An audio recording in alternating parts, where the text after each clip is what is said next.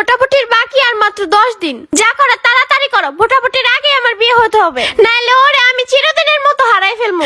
আর আমি বিয়ে করলে ওকেই করতে চাই।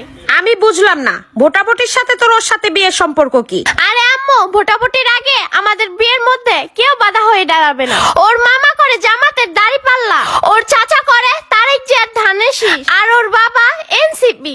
এখন একটা ভোটের লবে হলেও সবাই মেনে নেবে। মামা ভাববে আমার ভাগ্না বউ আমাকে ভোট দিবে, চাচা ভাববে আমার ভাইস্তা বউ আমাকে ভোট দিবে, আর বাবা ভাববে আমার পুত্রবধূ আমাকেই ভোট দিবে। এটা ভেবে সবাই মেনে নেবে। আর ভোটের পরে যদি মামা, চাচা কিংবা বাবা হেরে যায়, তাহলে যে হেরে যাবে সেই বাধা হয়ে দাঁড়াবে, বলবে আমাকে ভোট দিয়ে জয়যুক্ত করনি। এই বিয়ে আমি কিছুতেই মানবো না। আচ্ছা সেটা না হয় বুঝলাম, কিন্তু তুই ভোটটা দিবি কাকে?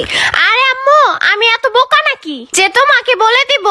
শোনো আম্মু, আমার ভোট আমি দেব যাকে খুশি তাকে দিব। চাচা, মামা, বাবা দেখার টাইম নাই।